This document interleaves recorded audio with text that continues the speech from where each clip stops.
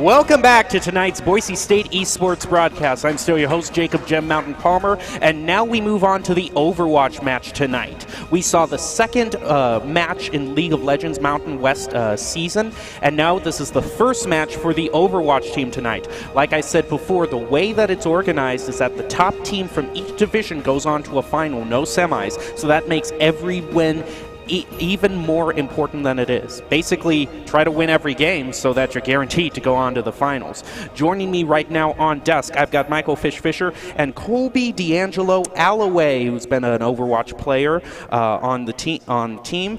And this is her first time. She's been interviewed on the desk before, but this is her first time joining us to give some play-by-play action throughout this match. It's great to have you two with us tonight. I'm just here to give some extra analysis. Well, don't worry. I'm going to throw the first bit your way, actually, with this question. So what's been kind of the mood? Because tonight it all comes down, like I said, with League of Legends, the rubber hits the road. I mean, in these first couple of matches, it's just been kind of playing comp games to get data. That's the main thing that Doc's been saying. But what's been the overall mood between the teams, and especially as we go into this first very crucial match? So this past week has been a lot of grinding, so everybody's actually pretty prepared and pretty excited for these matches that we're doing on stage and stuff like that, because Doc introduced a new thing, depth charts, so that he has stats on all of his players and all their different heroes and who's good at this map and who's good at this map. And so that actually also affected some of our lineups. So if you'll notice, we have Guac up there as opposed to CBMX because depth chart stats, I believe, having to do with Eichenwald, but don't quote me on that.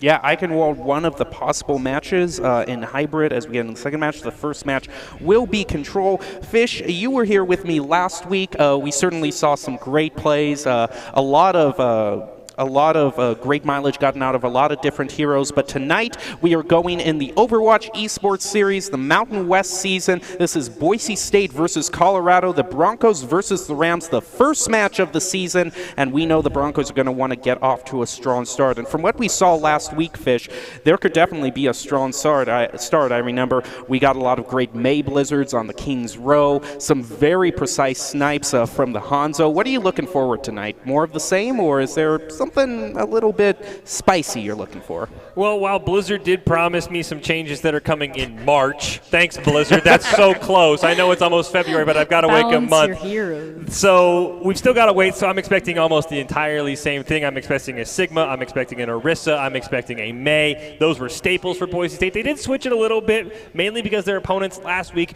didn't really adhere to the meta as much as the Broncos did. So I'll be very curious to see how far away from the meta either team goes. I'm not predicting very far. All right, the first map is going to be Busan, and D'Angelo, give us a little bit of strat into this map. We saw Boise State play it last week. How do they overall feel about this set of maps?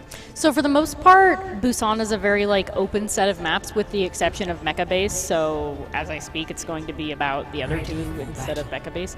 So it's pretty open. Possible comps are like Pharma, or usually we run some sort of a hit scan just because that's what we do. Blue is actually really, really good on Ana and Zenyatta, so I'm really hoping that we'll see some of that out of her because I like Ana play, because I play support, so I think it's really cool when people play support well. So I'm hoping that that'll be the case. Actually, a lot of different people have been playing a lot of Rein Zarya, so I wouldn't be surprised if that popped out as well as the Orisa Sigma. Well, it is interesting. I see a Wrecking Ball out on the field, as well as I believe I also saw a D.Va. Yeah, we're going to wait to see which side is which here. It looks like Boise State is going to be in the blue, as they always are. It's going to start off with Dio getting eliminated by the Tracer. That is a great start. Following up with the Moira, and just two punches to the face right into Colorado State, as if the punches are just a show of force. We are here to play. We're going to take out Jermaine, the Reinhardt, and then the D.Va, one after the other like dominoes. Boise State has the point. Oh, that was a massacre. But no, so we're running kind of a divey comp right now, and Pyro's actually spent an entire summer getting really, really good at ball, and he went up a good 1,000 SR in a summer. So ball is one of his super, super comfortable heroes, and Guac tries to be humble about his D.Va play, but Guac is actually a really, really good D.Va as well. Yeah, that was and like I said, Blue is super comfortable on Ana, so I'm really looking forward to some really cool plays on these mostly home heroes. Full swap, by the way, went out by Colorado State. Did not matter. Food's going to pick up the first elimination as the Rams are trying to get this point back. We're going to see Honk has the ultimate, but it does not matter. Lonely Roach, the next one to fall. Pluto's going to join him in the grave as well. And the Rams, they did get the point, though, in the process. So while they were successful, they're going to take down Blue. It's the finish will join as well. Spoopy and Dio, the only ones left, and they're taking a lot of damage. Mech's going to get destroyed for Spoopy, but a great job of a turnaround there for the Rams, not only getting the point, but continuing to hold on to it. Yeah, definitely making the best of what you can get, but Boise State with the minefield is going to take out the Tracer. Again, they have got so many ultimates in their arsenal that they just have to keep dragging out this fight. They're going to use their ultimates when they think they can. Honk is going to take out Pluto as well, so that is going to be a great pickup for Boise State. Colorado State is just basically stalling out on the point. Food taking down the Moira. Pyros is going to be taken down by the Tracer, but Honk answers right back with the Dio. Watch out for the D.Va bomb coming out from Spoopy. It is going to pick up Blue and Nerdy Bird, so now Colorado finally getting some momentum that they need to take out Lark. Baby D.Va is going to come out on the point, and Colorado State, through a very long fight, manages to take the point. Yeah, that was a great job by Colorado State. It looked like they lost the early engage, but maybe their job there, D'Angelo, was to pull Boise State off because they ended up with the point in the end. It was a little, our engagement wasn't as clean as our first dive was, because the thing about dive is you have to be very intentional with where you go and why you're doing it, and we didn't do as good of a job on that second fight as we did the first fight. Now, so I'm hoping we set back up to do a really, really nice clean dive here. It looks like we're going in. They are going in, and with 78%, it is going to be crucial. We see the blade coming out from Food is going to take out Dio. A Coalescence is going to try to keep Colorado State alive, but right now Food, again with the Moira, is just making his presence known. Spoopy is almost down, almost about to come out with the Baby Diva, gets taken out immediately by Honk. The only thing that Colorado State has to name right now is the elimination on Food and Nerdy Bird, but Honk is keeping this alive by taking out the Tracer. Pyros is going to take out the Monkey as well. It looks like Boise State is on their way to capturing this point if they don't let this fight get away from them like it did last time. We can see the Genji is just hovering above the point, trying to keep this going. It is a 99% charge. It is do or die right now, Fish. Yeah, Boise State finally able to capture it. They did have to throw all but one ultimate against that fight. Guac, the only one who has one left. We do see two are up for Colorado State. They do have the Sound Barrier and the Dragon Strike as well. So the Rams have some offensive pressure they can throw back at Boise State. We also we're coming up on two pretty crucial, particularly Minefield for defense and Pulse for offense. So I wouldn't say it's a lost fight. Mostly what Boise State is doing in these fights is winning the 1v1s, and that's what's winning them the point. Sound Barrier came out there from Diva. Spoopy's going to use the Diva Bomb as well. That is going to take out Nerdy Bird. They're going to see the Minefield there come out from Pyros as well. It's going to keep the point contested for now as Boise State cannot afford to lose this. It would go immediately into overtime. The Broncos just trying to get back. Pyros doing what Wrecking Balls do so well. Spin around the point. He is going to be eliminated. The Rams are 3/4 of the way there. Guac is out of his mech, so Boise State has to find a way to get on top of that point. The percentage is still building up to at least get into overtime. Nerdy Bird and Honk holding on for as long as they can. Nerdy Bird going to go down. Honk teleporting around. He's going to go down. Boise State does have this point into overtime, though, but can't find consistent pressure. Pyros now back on the point. He is just trying to stall out for long enough. He's going to get eliminated, but here comes the Cavalry. Guac trying to get on that point to keep it into overtime. He will do just that right before the mech dies. Dragon Strike going to come out from Food, but unfortunately he's unable to pick up any eliminations at this point. He will finally take down Dio as that Dragon Strike, and Sound Barrier came out there from Dirty Bird as well. And now this fight is turning around. The Rams are getting pushed off the point. Basically, whatever team loses this fight is going to lose this map, and Boise State has done a great job. A swap onto the Moira there for Blue, trying to keep his team alive, trying to get that Coalescence as soon as possible. 3 members are down for the Rams. Grados is taking a lot of damage as well. He is going to go down. It looks like Boise State might actually be able to turn this around. Dio is the next one who's going to go down as well. There's just 1 member left for Boise State, and they're going to capture the point now, bring it back, and they're going to take that fight. Oh my gosh.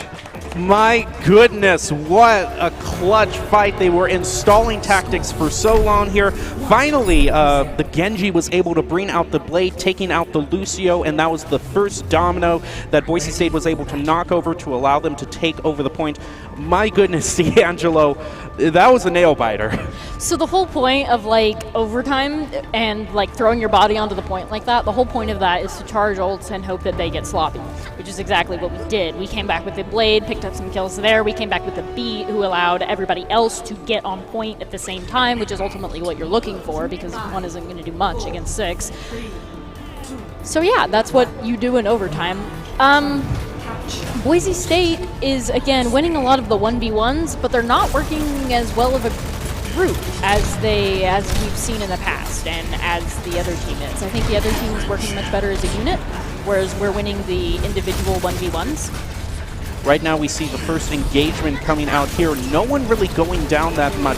The Pyros is going to get stunned, and that is going to take him out by Lonely Rose. So Colorado State definitely has the advantage. Guac is going to go to the Baby Diva as the mech is destroyed. Colorado State is on their way to getting the point. Pyros is going to be rezzed by Nerdy Bird, who is then taken out by the McCree. Dio was almost taken out there, but he is going to live another day, and the person who is instead going to die is Honk. Boise State was able to get the Moira, but with Food and now Pyros going out, this McCree is just tearing through Boise State. They are going to be able to, Colorado State is going to take the point, and Boise State is forced to reset.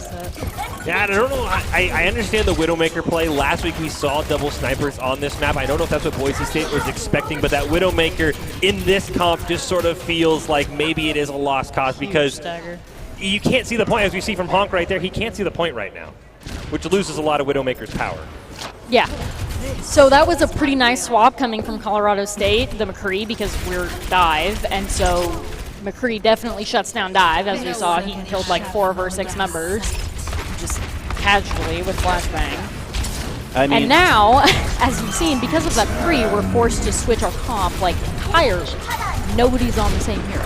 Although Fish just did a fist bump as the Deadeye didn't work, proving his knowledge right. The Coalescence is going to come out a much more common ultimate, and the Minefield is going to be dropped as well to make it harder for Boise State to take the point. And with Nerdy Bird and Pyros going down, it's definitely going to be harder. Food on his McCree takes up elimination against Dio, but now with Blue and Food getting eliminated, followed by the Baby Diva, that's just yet another reset for Boise State. And Colorado State, in terms of ult management, has 3 to continue to hold this point. I'm just glad the Deadeye failed. I think it's one of the most useless ultimates in the game, and I'm glad he didn't get any kills with it. Because every time there's a McCree, I tell you, just shoot your gun. You don't need to use Deadeye. Just shoot your gun. You're more useful that way, Lonely Roast. Come on. As one thing you will learn, D'Angelo, is that Fish can be very opinionated on what ultimates are good or not. We have wow, that's a lot of hate for Deadeye. And honestly, Deadeye is useful, but only if the enemy team is unaware. If that makes sense. Like, you have to catch them completely off guard to get killed. Well, Food's got his own Deadeye up, so maybe he'll make use of it. He's going to try and use it. He didn't even turn around. And he'll pick up one. He'll get another one on Lonely Roast there as well. And he's going to get powered up. He's going to try and do the exact same thing that Lonely Roast did, this time to Colorado State. Unfortunately, though, the Diva Bomb is going to take him out, but that did allow the rest of Boise State to get on that point, and they need to do it in a hurry because they are already into overtime, and the Broncos have 0% right now. We are going to see Spoopy knocked out of the Met. Coalescence going to come out from It's the Finish, trying to keep this alive, trying to stall for the rest of the team, and he's going to do that, just that. Spoopy's going to get back in the mech. A swap on Pluto over to the Widowmaker. Doesn't matter, though, as C9. Colorado State gets the point. Now, this is, yeah, you said a C9 there. That is really unfortunate for Boise State. Yeah, just a touch. Boise State, their first engagements on Busan in the Shrine map were so good. You know, you were thinking it's map, oh, this is going to be a cakewalk. Where specifically, D'Angelo, did you think it started going wrong for Boise State? When we started picking 1v1s instead of working like a team. So, for example, like when like our Genji keeps winning 1v1s with the Moira, which should not happen, but that's beside the point. We've been going more for 1v1s than for like concentrated, coordinated dives, and honestly, that first engage with the McCree, that wasn't necessarily our fault on that map because they just made such a great counter swap to that, and we got messed up because of it. So I wouldn't say that anybody like misplayed there. Now, you were talking about the open maps on the Busan set of maps with the exception of this one. Where does that come into play? What are the picks you want to see here on this one? Reinhardt is normally what we've been advised to do with Shifty. Even when like Orisa Sigma was so prominent in the meta, this was one of the only maps that you could play Reinhardt on. So it's a really, really good map for him. A bit unfortunate when you said Which is not helpful if he gets picked first. But. Yeah, like I was saying, a bit unfortunate. You want to run the Reinhardt, oh, he's down. Right now, Blue is going to try to take out May, but she puts up her little safe space of ice and is going to heal there. Pluto is finally going to go down by Honk, who's also going to take out the Diva Mac, and is just going to go right onto the Moira. He is just tearing through, then getting the Baby Diva. Pyros is going to go down. Honk, give him such a play. One after the other, allowing Boise State to take the point.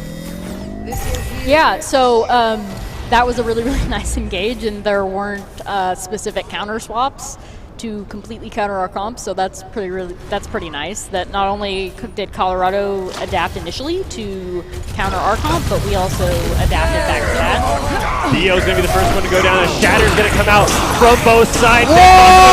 No, it's gonna clean up the Rams. We're having Ram meet tonight here. My goodness, Honk has just been coming out just with spades here, except he's using guns one after the other. The first engage picking off one by one, the second using the Death Blossom all at once. D'Angelo, what is going on here? Well, so he got a lot of value first fight, so was able to proc Death Blossom in one fight, and honestly, I don't think they were expecting it at all, because normally Death Blossom takes about like 2 fights to charge, somewhere around there. But Reaper's, that was fat. But Reaper is really, really useful in this up-close quarters map as well. Lonely Roast was able to take out Pyros, followed by Spoopy taking out Guac. The Baby Diva is out and is going to be taken down by Lonely Roast, so I guess one turn deserves another as Lonely Roast then starts tearing through Boise State, and that is going to allow Colorado State to take the point and have 2 ultimates to their name. Guac is going to have the Diva Bomb, and Blue is going to have the Coalescence, though. But now it comes down to a difficult point because these choke points are so narrow, Fish. Yeah, I have to say my one complaint is, despite how flashy that was, Boise State threw every ultimate for that team kill, and Colorado State immediately had ultimates to use. We're going to see the Coalescence come out there from It's the Finish. Guac unfortunately trapped behind an ice wall there. Grado's going to use the Shatter as well. Hawk can be the first one to fall. Guac will get a double kill with the Devo Bomb, though, to turn that fight around. Spoopy, though, is going to say anything you can do, I can do just as well. A double kill over to him with his own Diva Bomb. Pyros on the point, going to get frozen before he can pull that Shatter off. Guac just going to suicide so Boise State can reset those death timers. Started off as an even fight, and Boise State could just never find that one more pick they needed. Yeah, Diva Bomb is another one of those ultimates that normally you have to be caught unaware to be killed by it. It's kind of like Deadeye in that way, especially like in the double shield meta. For the most part, it's like really hard to get value out of that. It is hard to get value. We thought Boise State was... But a couple people did. Four people down. Unfortunately, they were on both teams who got value out of that ultimate. So Boise State wasn't able to take the point. The pressure is mounting up as Colorado is coming up on 70%. Honk taking some damage. He does have the Death Blossom to his name now. The Blizzard is going to come out from the May. Spoopy instead is going to put out the Defense Matrix and take that out. But Guac is going to answer that as well. Pyros finally goes down the first elimination. So Colorado State is up 1. Some Coalescences coming out from both teams. Spoopy is going to take out Honk, followed by the Diva Mech for Guac, then Nerdy Bird. Just another unfavorable engagement for Boise State. Are we seeing the same problem here, D'Angelo, not playing as a team, or is there something different going on? No, so we're moving as a team, kind of like in a death ball thing. I think they're just... So they've been using a lot of like ultimates to completely catch us off guard. Honestly, after we blew everything with the Death Blossom, got the team kill, and they came back with all of their ultimates, like...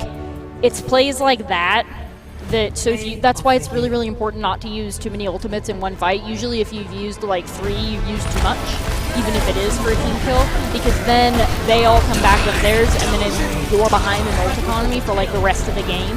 You can't deny the flashiness, though. We all knew this was going to be play. Yep.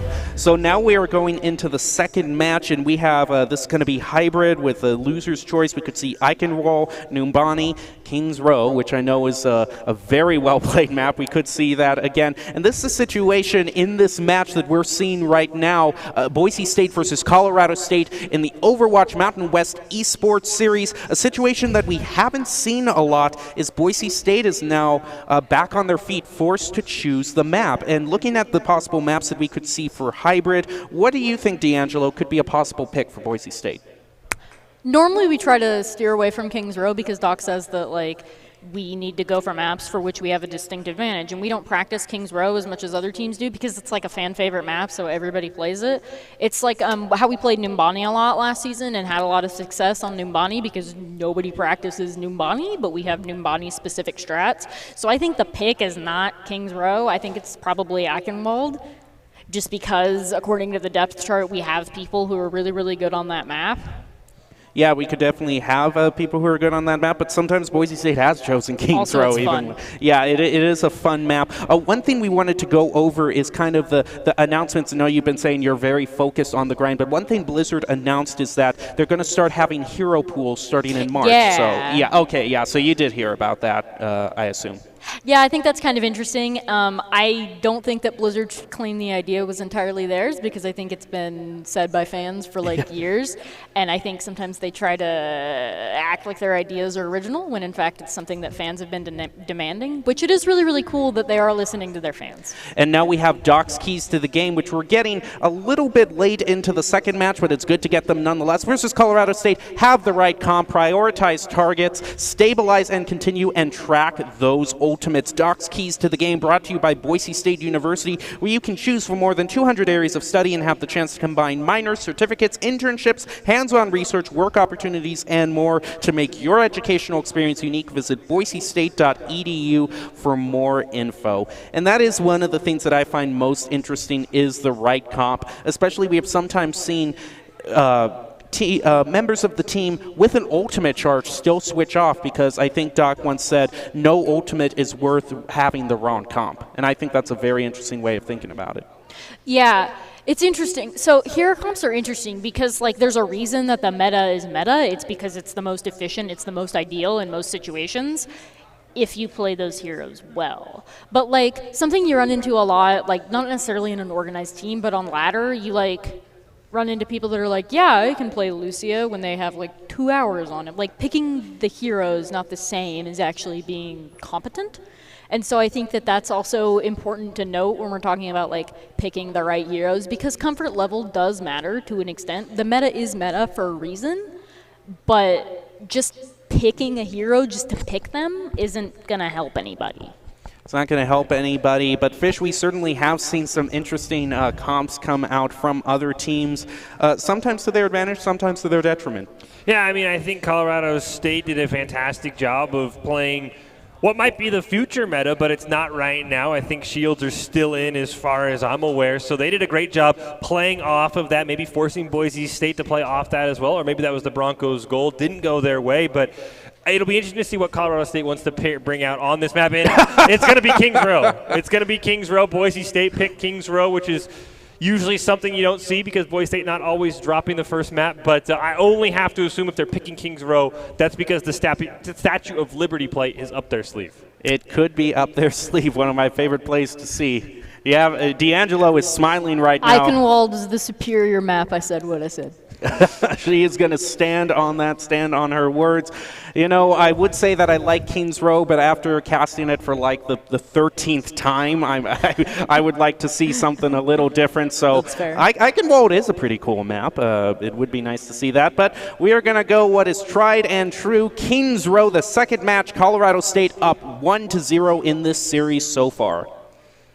Yeah, I'm going to be curious to see what the offensive team wants to pull out, because getting around that choke point is really what burns a lot of time on this map. Of course, we talked about Boise State, the Statue of Liberty, teleporting a Bastion right on the head of that nice little statue there and just raining destruction down on the opposing team. I'll be curious to see if they want to bring that out on offense, but it's going to be very interesting to me to see, or if somebody brings out the pharmacy comp, and if there's not a hit scan on the other team, it can do a lot of damage. But for now, it seems like we might almost be looking at another mirror. It is looking like a mirror. Actually, Spoopy is going to be on the Zarya, so not a complete mirror right now. Boise State is trying to get past the choke point. Actually, no, they are defending. Excuse me. The Colorado State charges up to the point. There is going to be some shield on Spoopy and Dio, as we already see. Pyros is going to go down with a great strike by Gales. He is just going to charge onto the point, make his presence known. Food also goes down. Guac was able to take out the Reinhardt, but at this point, Spoopy is going to take up the slack, taking out Guac and Honk, and they are going to take the point very fast.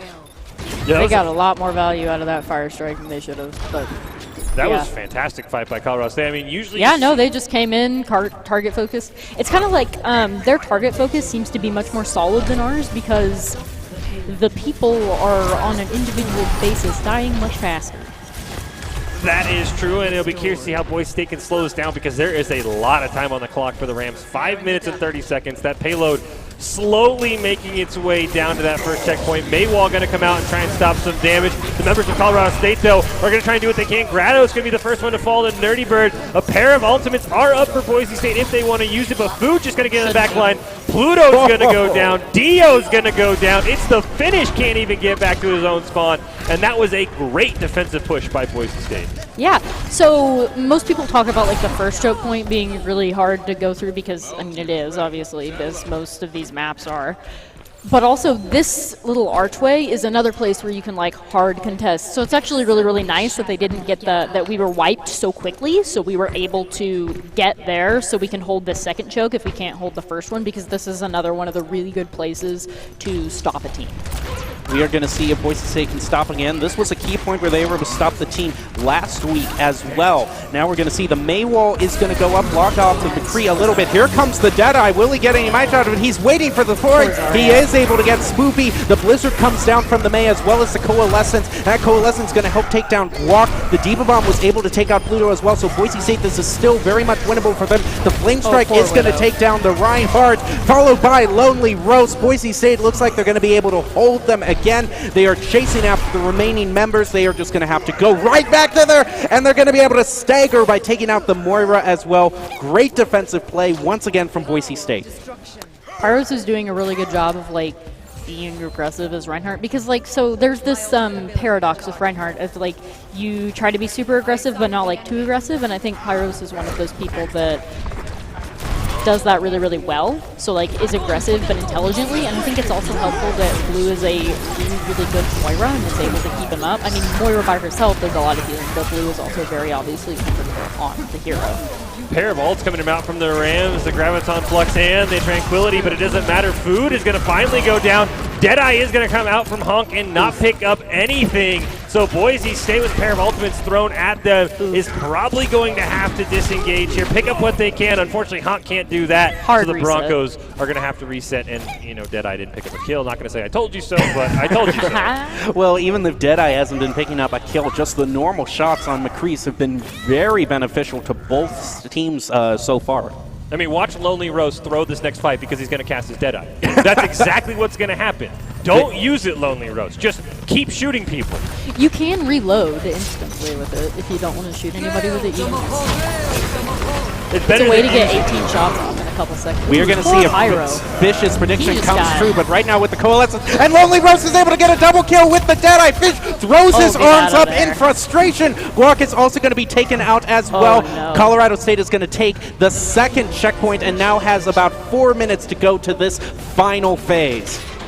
Oh, man. He put me in my place. He picked up his double kill. He did exactly what he needed to do. Probably could have got a triple kill if he just would have kept shooting, but, that's my opinion.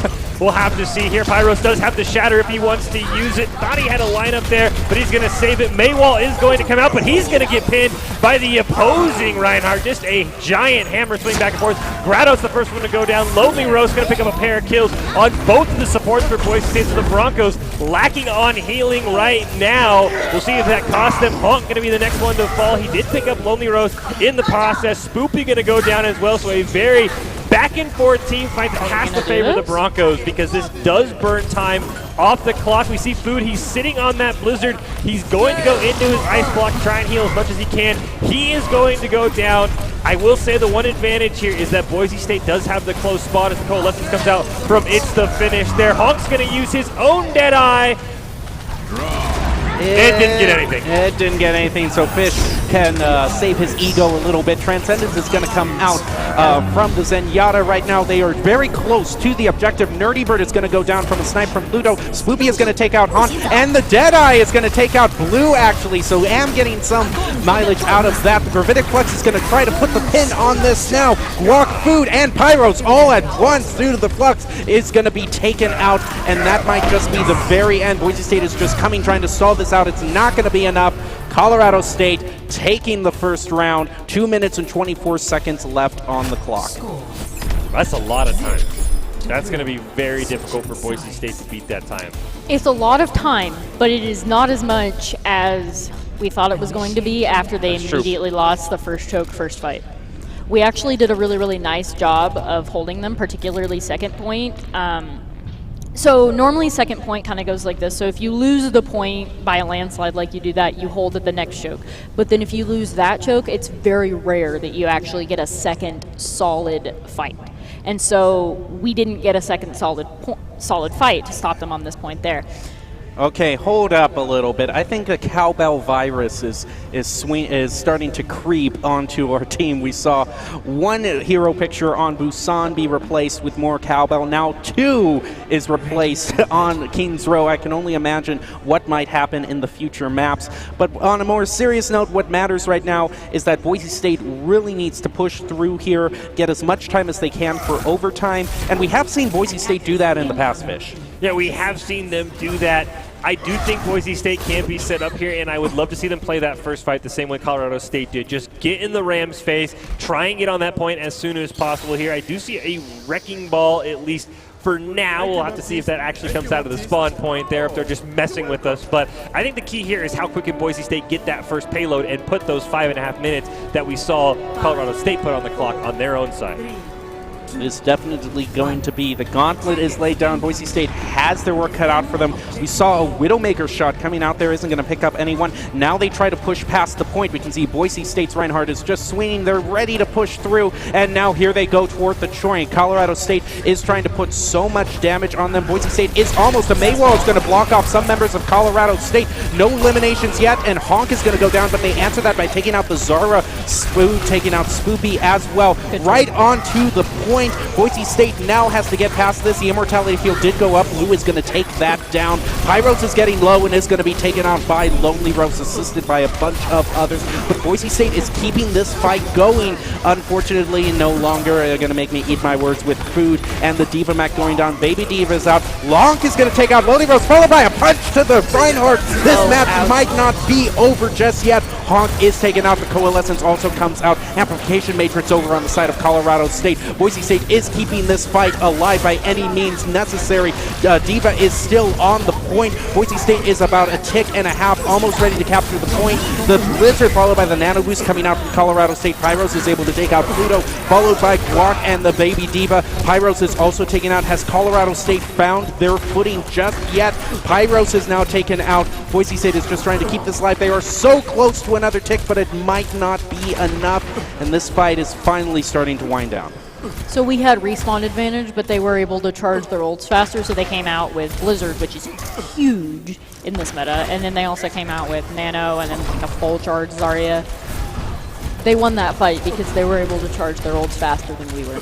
I did see one swap. Honk is going to go over to the Doomfist now, and 5 ultimates available for Boise State, 4 for the Rams.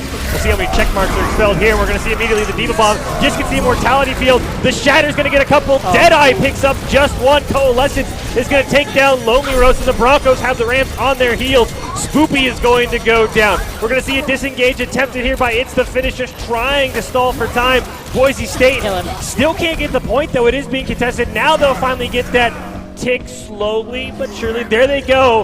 4 minutes and 15 seconds left, though. They've got their work cut out for them. They have managed to push past the choke, so if this engagement does go well, they can get through that choke, no problem. Spoopy is going to be taken out by the missile barrage. Dio is going to take out Honk, followed by Pyros and Food. So unfortunately, this is not going the way. Reinhardt just into the face of Diva and is going to start swinging away, able to take out the mech and then followed by the Baby Diva. Boise State might actually have to push past this choke yet and is going to reset. Oof. that is a hard move. It's an accurate Colorado State is really, really good at using ults and charging them quickly. So if you'll notice, their Reinhardt literally just used his ult that fight, but he's already halfway to a next one, so he'll get his next one either, depending on how much poke they do, either before the next fight or halfway through next fight. So they're doing a really, really good job of charging those ultimates, and not only charging them, but using them effectively is what's winning them this match so far.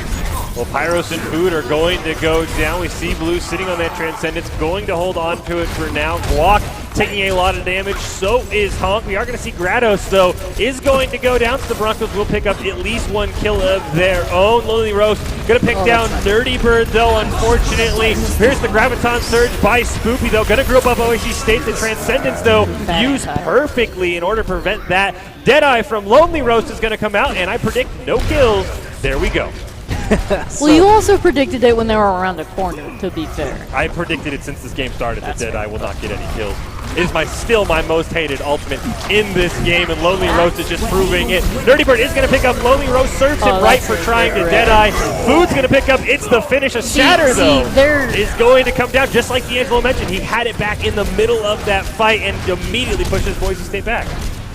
Their Rhine is playing a very, very aggressive Rhine, and it's really, really nice because the rest of his team is following him up on it. So now they have an Ana to pocket the Rhine with not only heals and anti.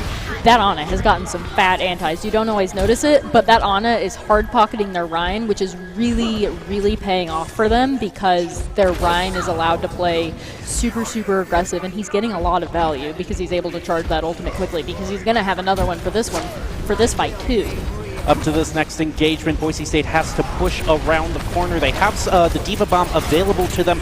No one going down just yet. No ultimates popped. Just some sniping. Here comes the Diva Bomb, but I don't know if that's going to get anybody because the Immortality Field went up at a great time for Colorado State, followed by the Amplification Matrix. That might just help them hold this point, and Lonely Rose is going to go right to town, taking out the Diva. Boise State is now down 1. Honk is now going to be taking out a lot of damage now gone from them once McCree goes down, and they are going to go back maybe for a soft reset. Yeah, instead of a hard reset. They are going to pick up Dio, though, in the That's process. a huge pick. So That's a huge pick on an Ana that was probably out of position, because normally if an Ana's getting picked between fights, they were probably doing something they weren't supposed to. But that's a huge pick, because now that Reinhardt doesn't have Nano and doesn't have the major healing pocket, all he has is Baptiste and an Immortality Field, which is not as huge as an Ana pocket. And if you'll notice, he's playing more passive now because he knows he doesn't have that. So they've fallen back a little bit. We have seen some great plays on this Hanzo. He's going to do the Dragon Strike. Is it going to take out anyone? Instead, the Deadeye takes out Blue. No one taken down from that ultimate. No mileage on the Deadeye from Boise State. Pyros is going to be taken out. Lonely Rose as well. Here comes the Rocket Barrage. Doesn't take out anyone. Instead, Ludo is going to be taken out. But this Reinhardt has been so aggressive, taking out Nerdy Bird and Pyros. Boise State just might have to do another reset here. They are almost at the checkpoint, though. Can they get to it? It is contested. Spoopy is able to take out the Diva Mech. Dio is taken down, followed by Food on Boise State. Just a very unfortunate engagement. Had them almost at the checkpoint, but not quite. And there's less than 20 seconds left. It's do or die. They swapped off that Ana, which might not have been. I guess the Ana probably wouldn't have gotten back to point in time. Might not have gotten back to point in time, but now Boise State just has to try to rush and take this out. We see Food trying to do a flank, but the ultimate from the Zarya is going to be taken out. But the Transcendence was a great counter. Unfortunately, Nerdy Bird is going to go down. The Reinhardt goes down for Colorado State. That might be a key point. Immortality Field also taken out by Honk, followed by the Zarya. Boise State might still be alive. Can they get to the checkpoint? Followed by the Soldier being taken out. Reinhardt, unfortunately, Pyros is going to be taken out, but the Baptiste, followed by the Dio. Honk coming through it. The Soldier in spades for Boise State, allowing them to get the checkpoint and still have a shot of getting 3 points. Boise State did a really, really good job of recovering after that and doing a lot of damage, because they took out our main sustain, our Moira, really early in that fight, which is not good, as I said, when the Ana went down. But we did a really, really good job of coming back from that and winning the individual fights. Probably going to see some swaps here to Boise State into a more pushing comp as opposed to get to the point as quickly as possible comp. Honk is going to get taken down. Nerdy Bird going to follow as well. Pyros has to fall back, though. Lonely Rose will go down for that fight, but the Rams are so close to their spawn, it's hard to take advantage of that. He is already back alive and with his team. Curious to point out, though, D'Angelo's pointing out how key that Ana was. They're sticking with the Lucio now in this late point. We're going to see the Diva Bomb come out here. It's going to pick up one, but unfortunately not much else than that. The Dragon Strike from Pluto going to try and slow them down. Lonely Rose is going to pick up one. Pluto takes out the other Hanzo in a battle of the Hanzos. That might be what Boise State needs. Immortality Field going to come out from mid to finish. Amplification Matrix is down as well. We're going to see the Visor come out from Honk. Not going to get any kills. They're going to be taken very, very low. Sound Barrier going to keep the Colorado State Rams alive, and Lonely Rose going to pick up a kill. He will go down, though, in the process. We're going to see the Transcendence used to keep the Broncos alive. This has been a back-and-forth fight, but now the Broncos are starting to find their edge. 3 members of the Rams are down. We are down to just 2 seconds. We are into overtime. Boise State has a decent way to push, but they can still do it. They just can't afford to lose any more fights. They can't afford to lose any more fights. Now, the quick respawns are definitely going to help Colorado State here. We see the Food is able to take out Moira on the side of Colorado State. There was the Zara ultimate is going to bunch them up, but Honk and Pyros are going to take down 2, followed by Honk again coming through for Boise State. They are winning this engagement and are going to run right into the parking spot and be able to take this to overtime, but they only have 0 seconds, so their work is cut out for them definitely.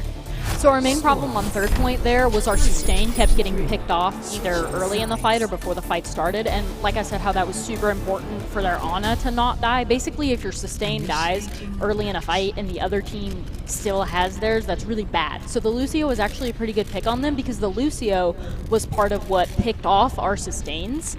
So our Moira, it's a really big deal if you pick a Moira. That's what enabled us to take the point instead of them stalling out forever. We got a headshot on their Moira. And what enabled them to drive this point into overtime was the repeated focus and picks on our Moira in between fights. I mean, Boise State, though, they still going to have their work cut out for them, though. The Rams are going to have 2:24. I do believe if you have 0 seconds, Blizzard is kind enough to add a minute to your time to at least get to the payload. But which is helpful. It is helpful, but the Rams still have double your time, so they have a lot more leeway if they lose a fight. All right, Okay, wait. One thing I need to say. Little faith. I need to say, D'Angelo, a lot of us have fallen guilty to the caster's curse, so just be careful on what you say and predicting what's going to happen. I just believe that they will do their best. Okay, that's great. That's walking the line. You have an out if something bad bad happens. Okay, we're going to see the first engagement coming out right here. We see and Orisa is going to put down the shield instead. Colorado State is trying to push past the point. Boise State has to try to. Every engagement is so crucial for them right now. Pluto almost went down there, but it's going to stay up. A Maywall is going to block off some members of Boise State up top. The Reinhardt comes around, tries to push his way through. Boise State is laying so much damage on them. The Baptiste, that is a huge pick, plus the Immortality Field. Boise State is going to follow that up by taking out the Widowmaker. Now, can they stagger at all for Colorado State? It looks like Colorado State is going to be wise and reset. I mean, I think Boise State did a great job swapping to their shield comps because Colorado State came out with the Widowmaker. Widowmaker can't find many picks with their shields in front of every key member of Boise State. So now we're going to see Lonely Roast off the Widowmaker, back onto the McCree where he was doing a ton of damage. So I think Boise State just did a great job of basically counterpicking that Colorado State team and burning almost a whole minute advantage they had right off the clock. Once again, Widowmaker also can't get much value if she gets domed by a Hanzo. Well, you know what else? You can't get value out of everyone if Boise State just keeps picking it off. Colorado State is going to put up the Maywall, trying to survive just a little bit. But Boise State is going to force them to reset again. And now Colorado State is coming out on just a minute. Boise State is able to even it up time-wise. They are just playing so well. Another Hulk trying to pick someone out. Not going to do it. Boise State is going to go back to the point and hunker down for another engagement. They have about... So this fight, and then they have one fight after this. Yeah, if Boise State manages to hold this. Yeah, they definitely need to weather We only this. need to weather 2 fights. Right now the Dragon's Drag is going to come out. The Reinhardt is going to be taken down, followed by the Baptiste. That's Boise huge. State is Their push just is over. rolling over Colorado State. This is an amazing comeback from Boise State. Food almost has the Blizzard, followed by the Transcendence, and the Applicant. Boise State is going to have so much for this next engagement, but Dio is also going to have a Transcendence, so Boise State just needs to play their cards right. This is the last engagement, Fish. It all comes down to this. It does come down to this for the Rams. They are going to put some swap out, so Lonely Roast is not going to have his ultimate. Dio taking it very low and forced to use that Transcendence. We're going to see a flank attack coming out from Colorado State. Matrix is going to come down. Supercharger, though, for Boise State is going to come down. Dirty Bird are down, but there we go for Boise State. The Gravitic Flux is going to come down.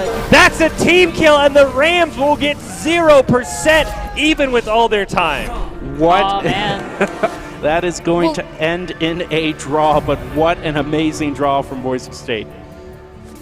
So we did a really, really good job of our Hanzo picking off their Baptiste every fight, because when you only have 2 minutes, it's really, really important that your supports stay alive, like every fight, because if you die and you have to respawn, you lose seconds every time you do that. And particularly when you pick their main tank and their main support, they don't have a push. And so we did that a couple of times, and that was really, really well done. And it's all about sustain. If you take out the enemy team's sustain and they still have... If you take out their sustain and you still have yours, the only way they're going to win that fight is by a miracle or serious misplays. So, like, we used ults in that last fight after our sustain was gone, and we were down 2, but we used ults to flip the fight, which was actually pretty cool, but shouldn't have necessarily happened. It doesn't always work like that. Now, it would have been great if Boise State was able to pull out a win there. Unfortunately, they are going to have to settle for a draw. But do you think, D'Angelo, that might put maybe a second win in Boise State? I mean, they have shown that they can. They definitely have the skills to pull this out. They've just been a little bit short against Colorado State.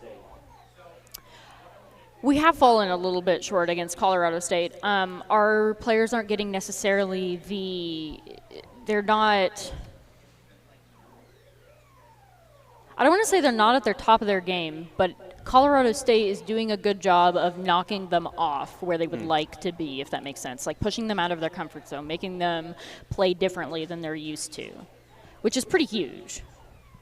Yeah, I mean, that has been a great job by Colorado State. And then, ironically enough, when Boise State went back to some of those comfort picks that we saw from last semester, they just ran right through them. I mean, the Rams didn't even get any percent on the points. So I'll be very curious to see if Boise State wants to stick with those comps they used in the first 2 rounds, or if they want to go with that overtime comp they brought out, which we're so accustomed to here with the Arissa and the SIG. It is still 0-1 with that draw, so Boise State still needs to try to get some sort of momentum here. The third match is going to be Assault. The current picks could be Hanamura, Volskaya Industries, and Temple of Anubis, which, based on what we've seen here on desk, I forgot that was even a map because we haven't even seen it at all. Assault is awful in general, honestly. Like, if you've ever played Overwatch and if you've ever played an Assault map, it's just not fun. If you're attacking, which both teams end up doing. It's not fun at all. Yeah, but Nerdy Bird was talking about last week. We were on Hanamura, and she was just saying how snowbally it can get on that map. That's why it's not fun. It's not fun. Because so the point of Assault maps is if you snowball 0.1, if you just completely... I told you, it is spreading like a virus. Back to you, D'Angelo. I just had to point that out. If you take out first point and you win by a landslide, it's stupid of you not to go snowball second point because you have the ultimate advantage. You have the momentum. It's if you take first point on any of the Assault maps, you snowball the second point. That's how you win Assault maps, the cleanest, easiest way. How do you stop the other team from snowballing? Is there a way? Yes, there is a way, but it requires sloppiness from the enemy team mostly. So sometimes Overwatch is interesting because sometimes it's not necessarily about how great you play. Sometimes it's about how poorly they play and, like, capitalizing on mistakes. For example, like if they're – I'm going to use their Ana as an example. If you're out of position between picks or their DPS just gets a really nice flank on you, which he did once, and you get picked, that is partially the DPS being in a good position to do that, but that's also partially your misplay and them capitalizing on it. We did see a little bit of that in Busan, and Boise State was definitely showing great skill, but I think you said the target focus was just not quite where it needed to be, and that allowed Colorado State to ultimately pull the win out there on that first match. So a mistake by the enemy team is only worth it if you capitalize on it, for example. So, like, That's why you get a lot of people doing, like, stupid plays and getting away with it because you're not capitalizing on that. So, like, their Rhine is super aggressive and a little bit, and it's not, like, stupid on his part because that's actually a really, really effective way to play Rhine. But if you're expecting their Rhine to run in and go over you and you're already on high ground out of his reach, ready to pick off him and pick off his sustain, you can wall off King's Row and prevent them from taking first point, which is actually what we did really, really well. There's been a lot of back and forth and counterplaying from both teams. So the initial McCree swap to counter our dive, which was rolling over them, and then most recently we've kind of found a way to deal with their Reinhardt that's been so dominant in all the other maps and all the other fights that have been going on. So it'll be interesting to see how they adjust their play and how we adjust to them. What maps would you like to see, Fish? I'm just going to say Temple of Anubis. Just because we haven't seen it. Why not? Well, I mean, if his health is as terrible as D'Angelo tells us, then why not just play Temple of Anubis? It is not fun. It has fantastic graphics. It really does. Unfortunately, we were doing the same thing last round with Kings Row, trying to push up any other map, and we saw how well that worked out for us. So we're just going to see what Boise State chooses here.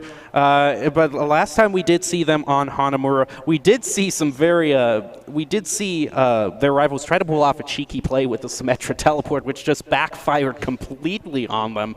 I don't know if we'll see anything like that this week, but it was certainly entertaining to see. Cheeky plays are fun because they completely go on the basis of, like, catching the enemy team off guard. That's, like, the whole point of a cheeky play. That's what makes a cheeky play cheeky and successful, is you're doing something that to some degree you know is not the most effective, but you're doing it because you believe that you can catch them off guard, which makes it the best decision. And, like, that's why you do plays like that. Until, Boise State turns around and just says, okay, go through that teleporter. Until you're not caught off guard. Yeah, until Boise State says, okay, you go through that teleporter, we're just going to kill all of you. So it's definitely a key when you pull off that cheeky play if you're going to use it. If everybody were prepared in Overwatch all of the time, Symmetra would not exist. That's true. That is true. So you're saying she only exists because of people's incompetence? What? You're saying she only exists because of people's incompetence? It's not necessarily incompetence because literally no one can be perfectly aware all the time.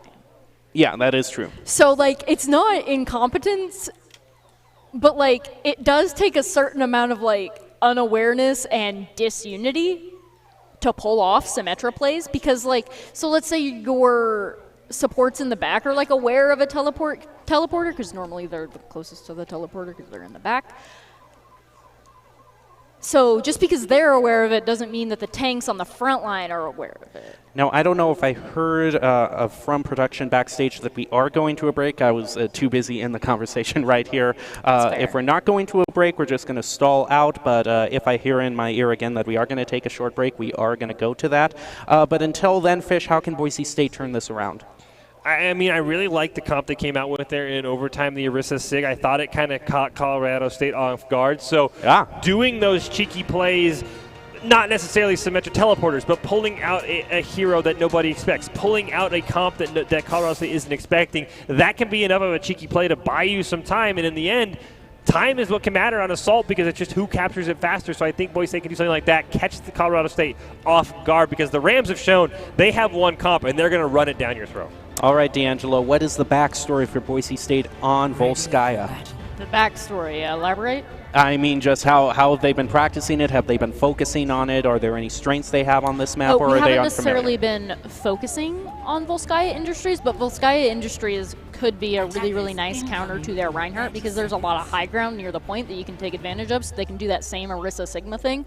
Because Orisa Sigma only works if you have to make the Reinhardt Zarya come to you and you can get damage in on them in that time.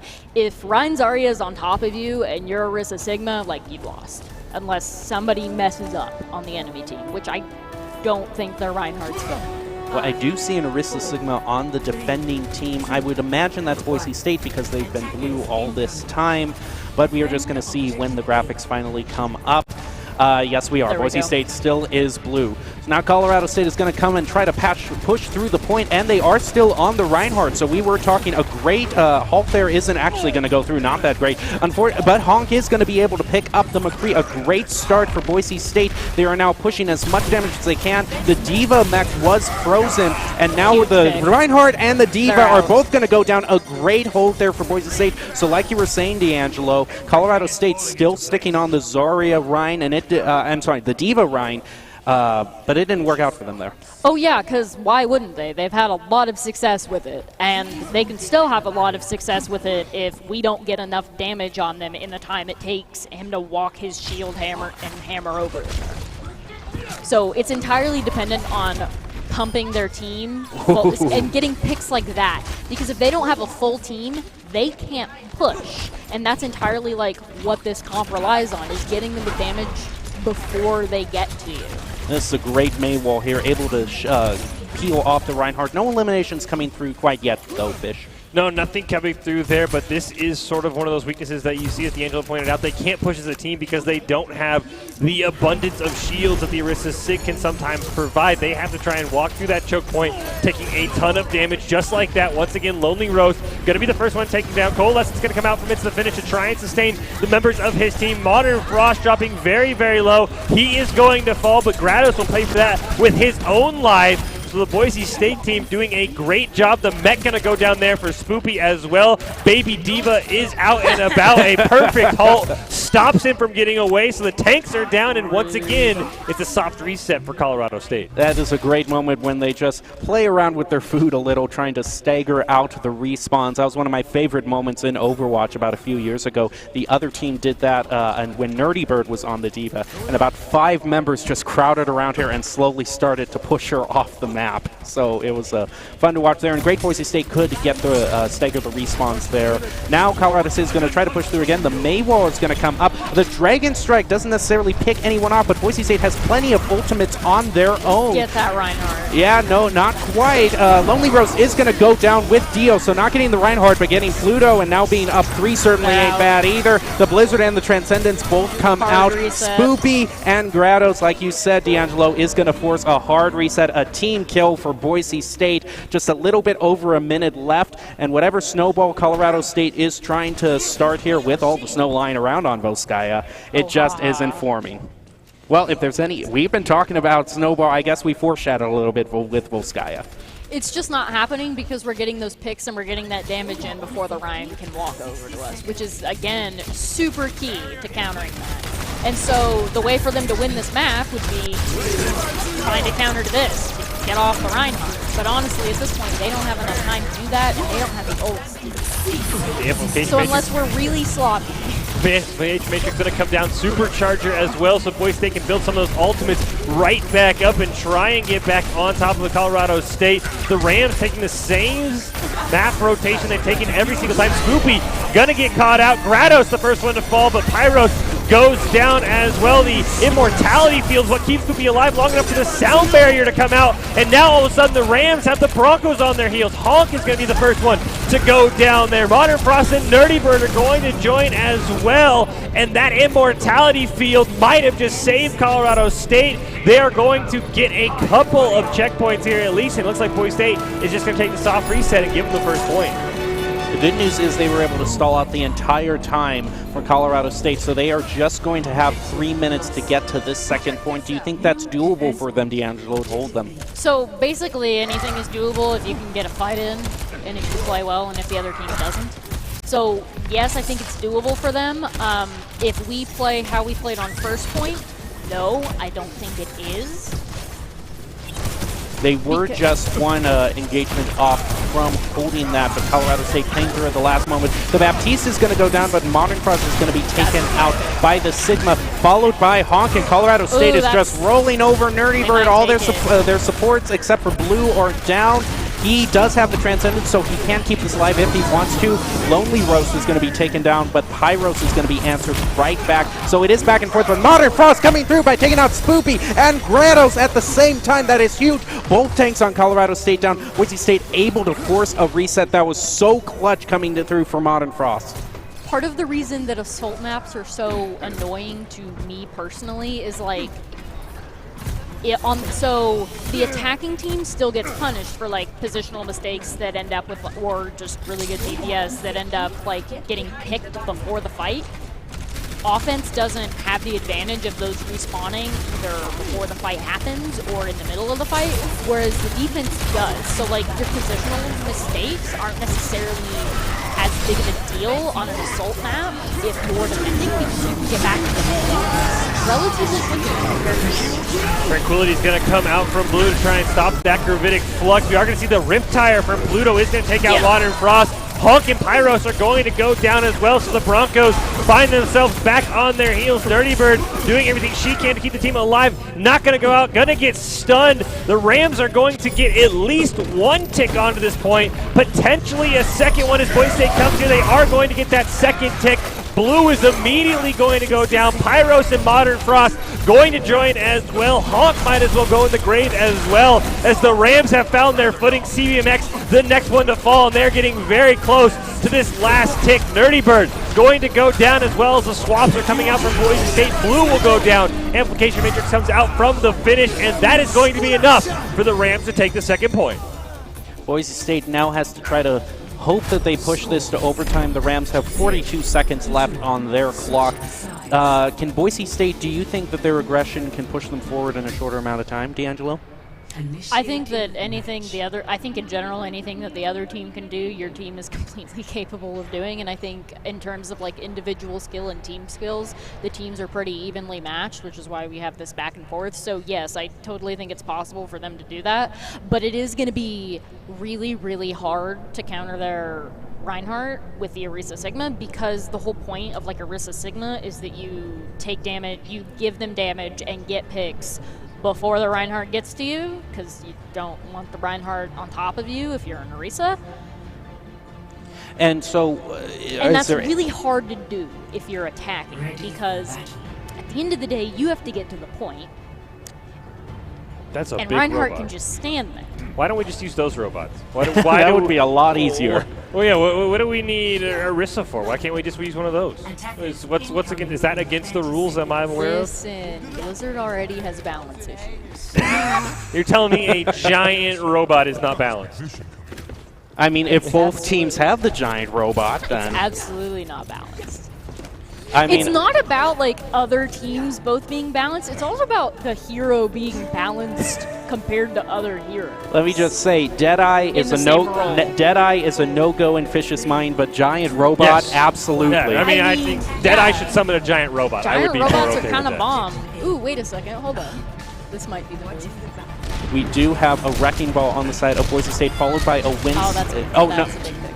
Yeah, a great pick off from Colorado State. Pluto taking out Modern Crest, and now Boise State only has 5. Going to see if they try to continue to push, or they're just going to do kind of a little bit of a soft reset, wait for them to be at full strength again. The Hanzo is going to try to find out the Wrecking Ball here, but the Wrecking Ball is going to survive. Looking over the point right now, just trying to fight with him, able to get some damage onto Lonely Rose. Now they're on the point. We're going to see how Boise State can try to overtake Colorado State. This Wrecking Ball is going all over the place. No eliminations. There is an immortality field placed on Colorado State. Now the first elimination. The Reinhardt is going to go down, which would be great for Boise State. Unfortunately, CBMX goes down. But there you go. Lonely Roast and Pluto, followed by the Baptiste, is going to be taken out. That is a much nicer engagement from Boise State. Is probably going to be able, yes, certainly with that, to take this first point much faster than Colorado State did, build up much more of a snowball, and drive this into a more favorable overtime position if they can keep the momentum going. Grados did swap over to the Wrecking Ball to try and delay Boise State as long as possible. Didn't work, and I think this time the Rams will just decide to do a full hard reset. Let Boise State take it, and now they have a lot of time they have to defend off the clock. Now, so like we were talking about on Assault Map snowballing, the move right now is to snowball, because if you'll notice, we have almost all of our ults procced except for like 2, and then they have nothing.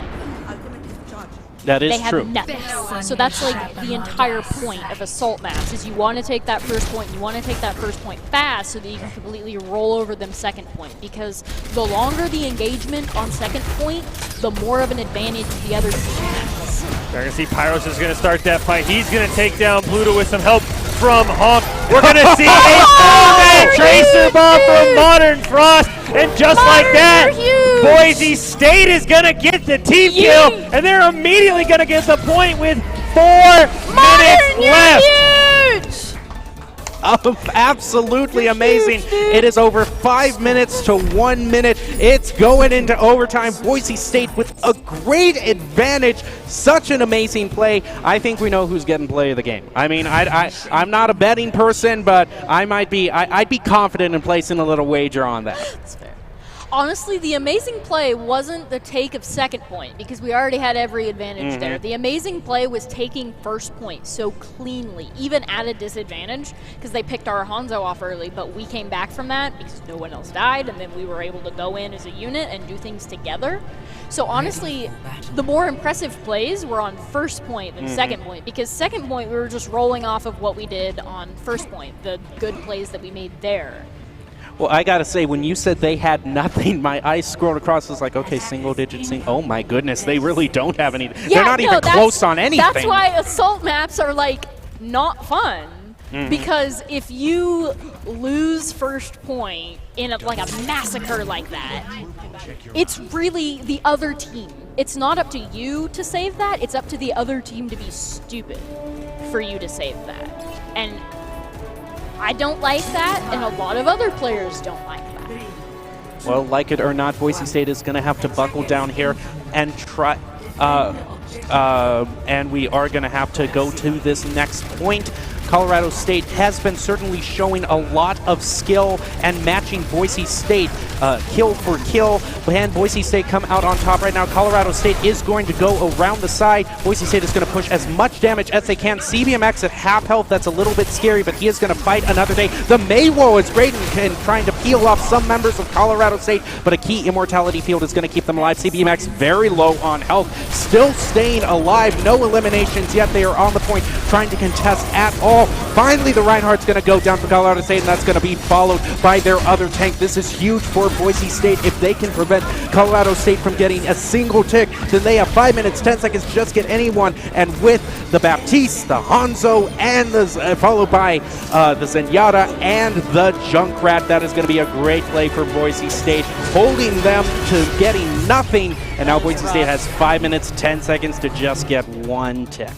That is rough.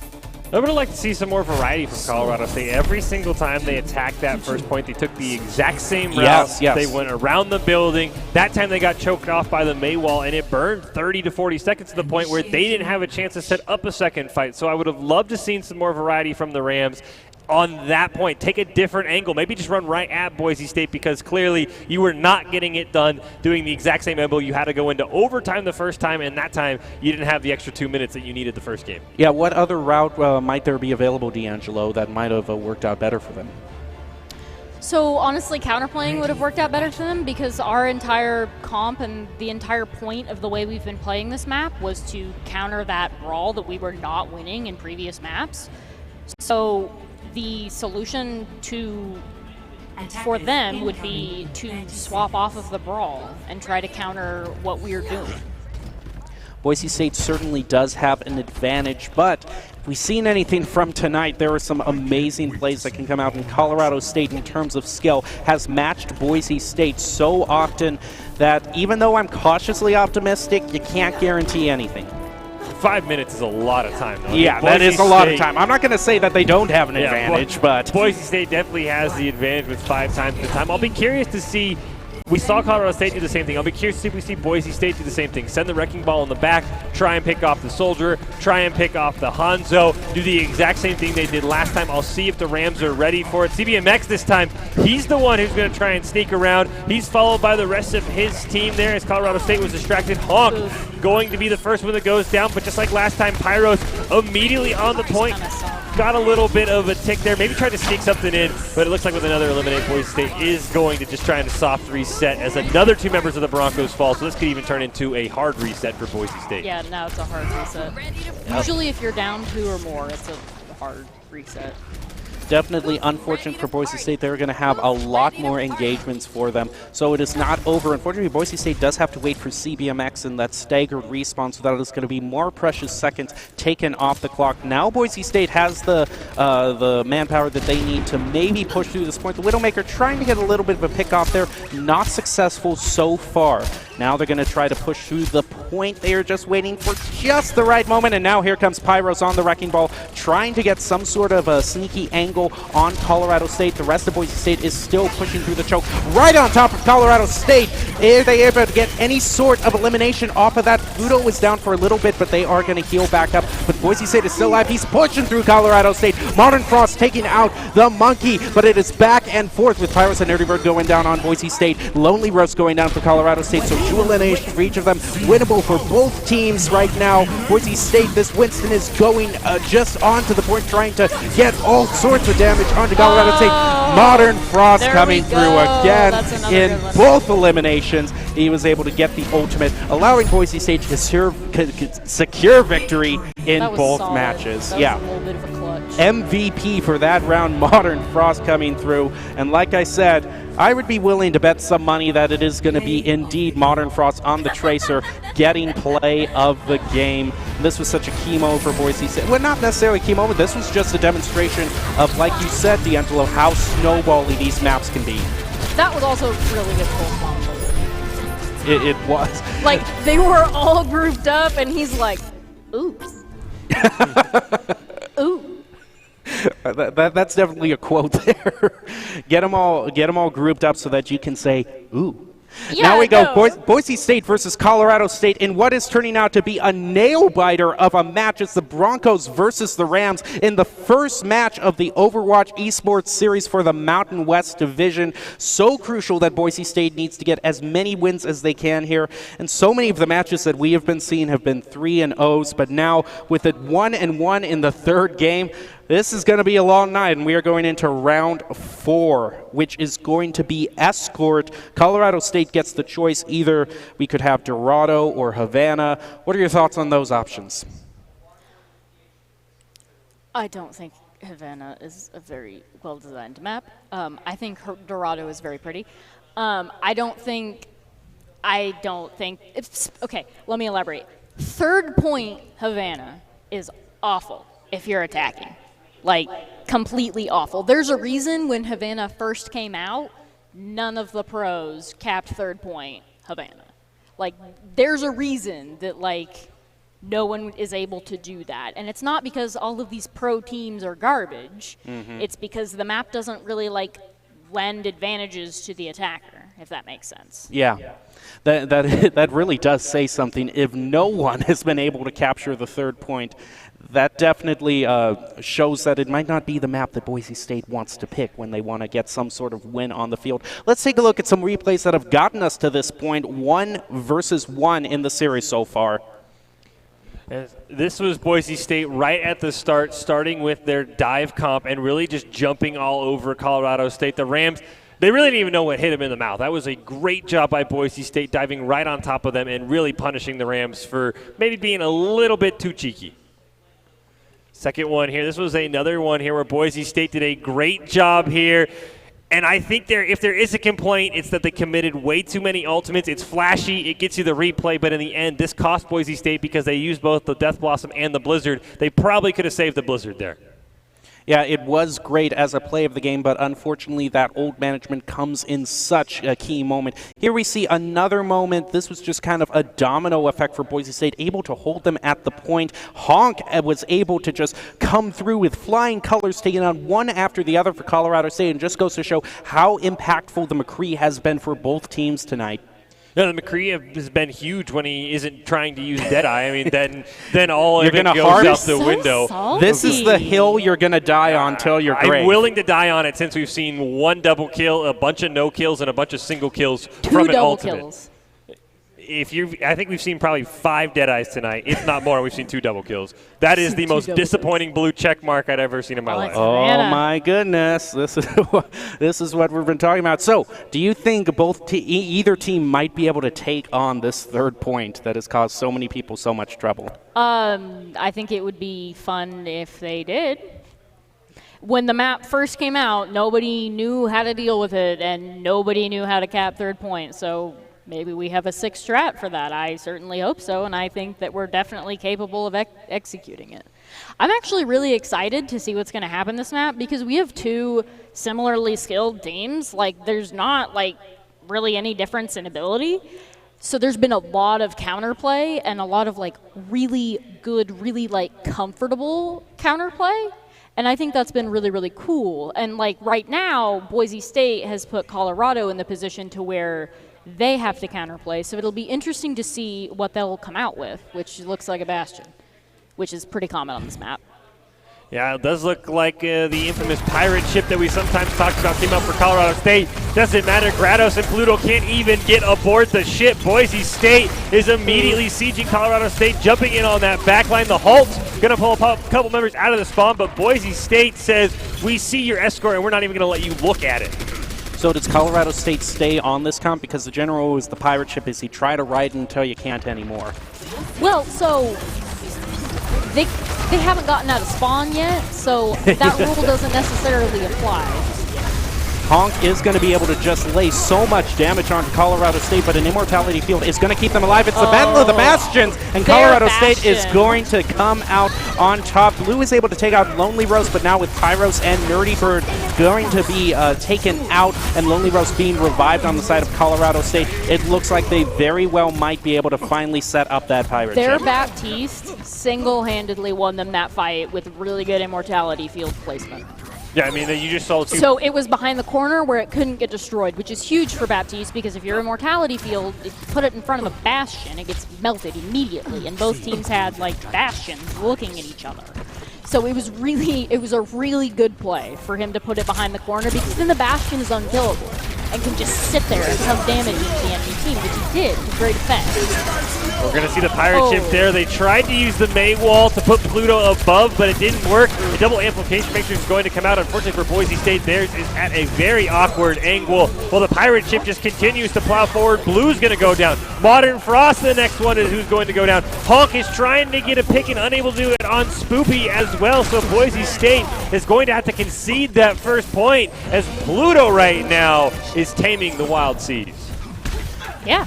Colorado State, also in old management, has a lot more ammunition than Boise State. Boise State is catching up, though. They actually have the same amount of ultimates, although their Orisa is a little bit farther ahead on the ult charge than ours. So going into the second half of this, into the Rum Factory, Fish, where do you see this match so far?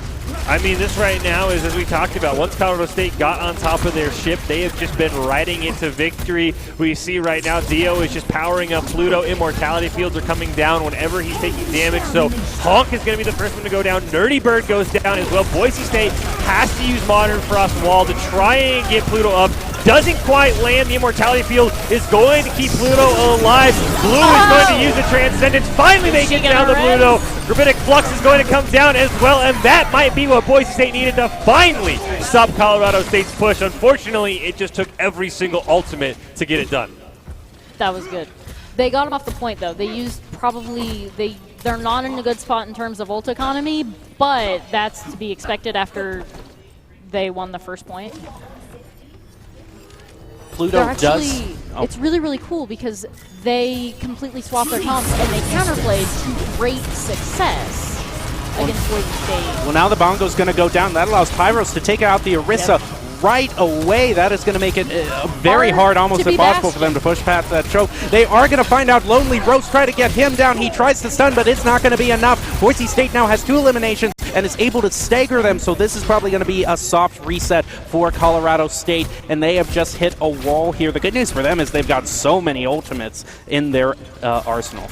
But they don't have a good comp to push through this because it's so...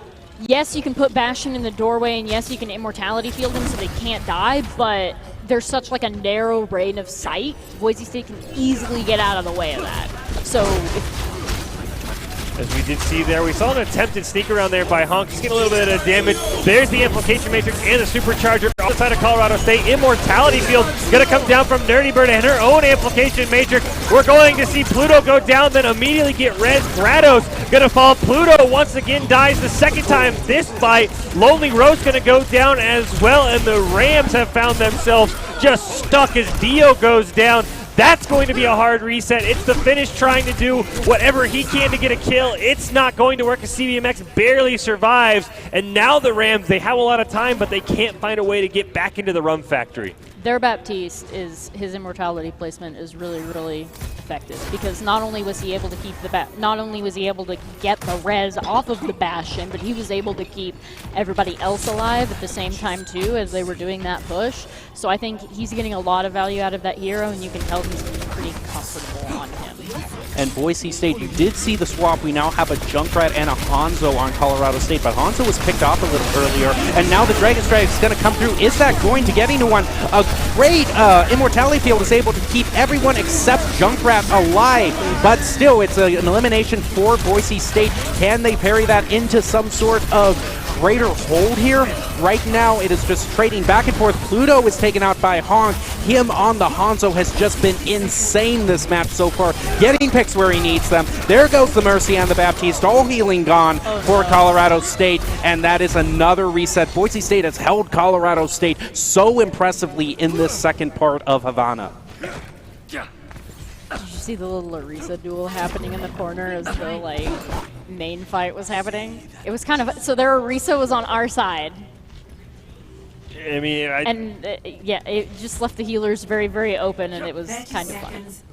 And I think that is sort of the one flaw of the Pirate Ship is once you get knocked off, it's so hard to get on it. This is probably going to be the last fight before overtime. Pyrus is going to use his Supercharger. Amplification Matrix going to come out as well. That's immediately going to burn the Immortality Field. The Blizzard is going to come out as well. It's the Finish is the first one to go down. Pluto's going to join him as well. Lonely Rose dropping very low. Dio goes down as well. We're going to see Grados go down. Spoopy, the last one left alive, trying to do what he can. It's not going to matter as Boise State holds strong once we hit the Rum Factory.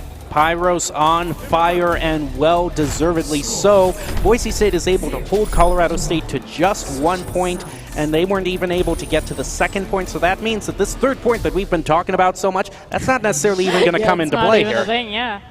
Boise State, they have been through so much. You can see them all there taking some drinks of water, catching their breath. Victory can be in sight for them here. They just got to reach out and grab it. So do you think Boise State might try their own pirate ship here?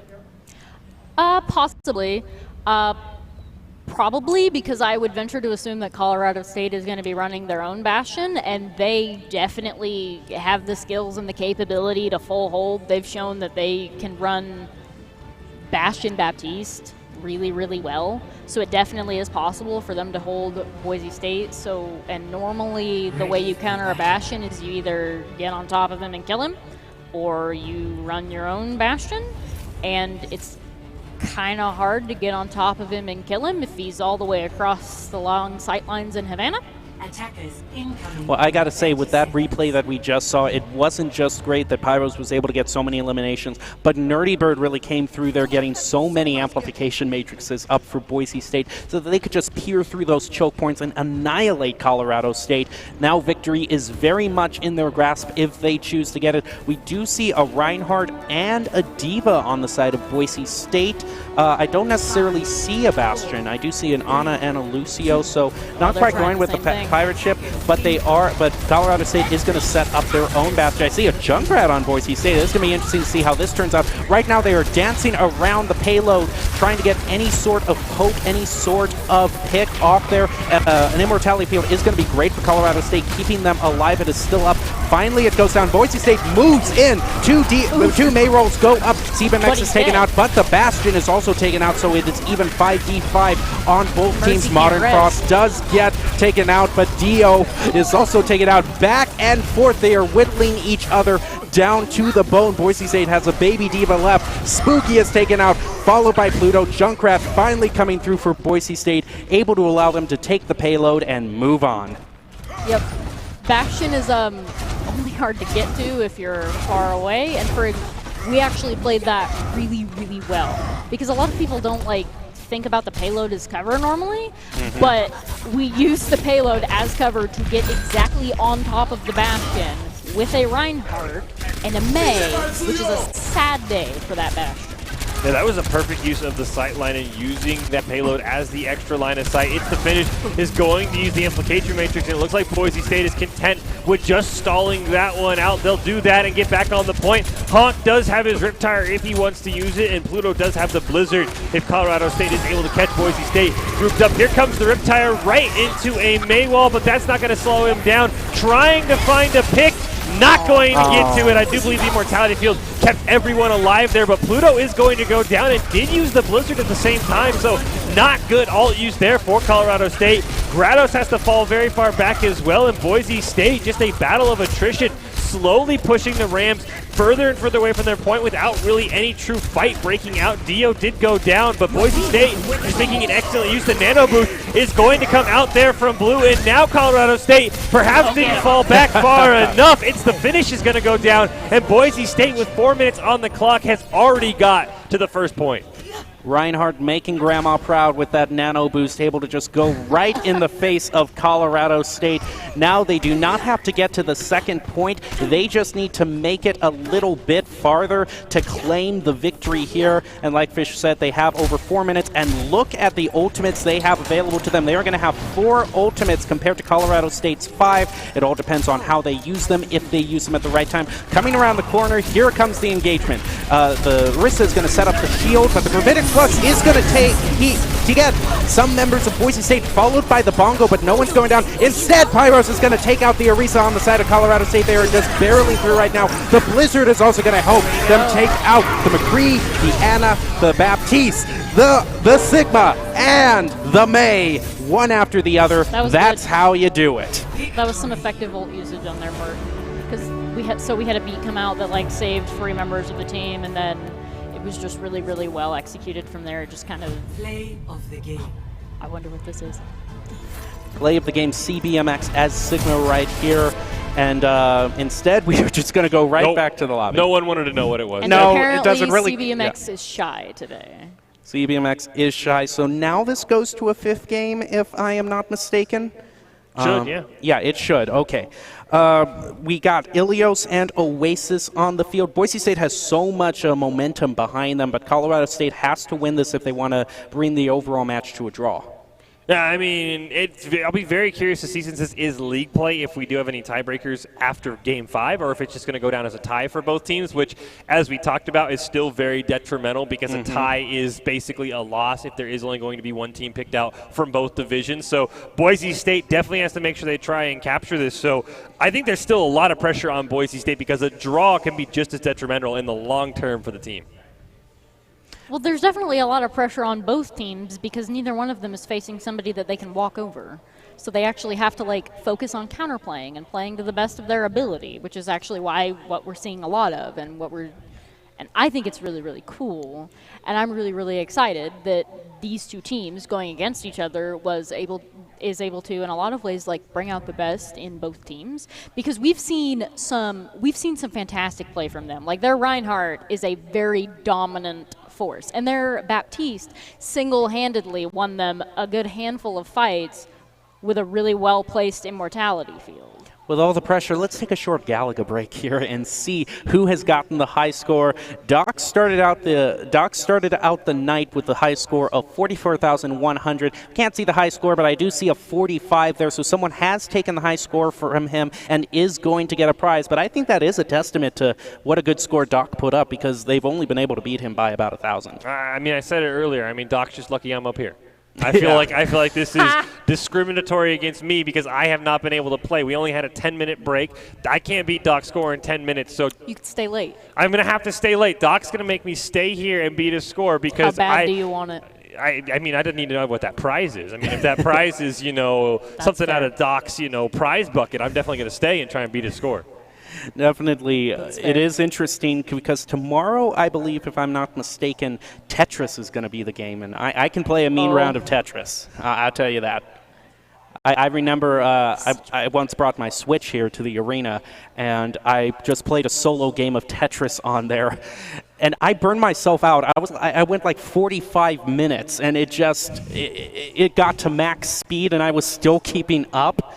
So I would love to play someone competitively in Tetris in the arena here. I would love to do that. Oh, wow. That's a lot of blocks. From 45 minutes? About that time, oh, my yes. goodness. Were you, seeing primary colors after all that? It is interesting. They actually have, on a side note, and it looks like we are going to be going with Oasis here, and we are going to begin it. I just want to say one interesting thing about Tetris is they've done brain scans of people playing it, and when they first start to play it, the brain is going haywire because it's trying to process so many things. But for seasoned Tetris players, there's a lot less activity because it just becomes a process to them. You recognize patterns, and Similar thing to, I would wager Overwatch with all the visual effects that come out to a new person. It's just what is going on here? Yeah, it's just wow, way too much.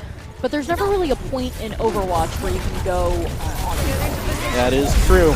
Boise State and Colorado State certainly can't go on autopilot here. No, CBMX is going to jump over right on top of the Colorado State team, trying to put as much damage as he can. The ice ball didn't even stop him. Pyro's now going to join the fun and try and put out some AoE damage as well. Pluto going to be the first one to fall from this split Boise State attack. Grados is going to join him. Spoopy dropping very low, going to pop out of the mech, so Boise State has to feel very confident to how this control started. It's the finish is going to go down. Lonely Roast joins as well, so a perfect start for Boise State here with a 6-man kill. You were talking earlier tonight, D'Angelo, about the Ana, and what an amazing nade that was placed onto them. They just bowled over Colorado State there with that. Oh, yeah.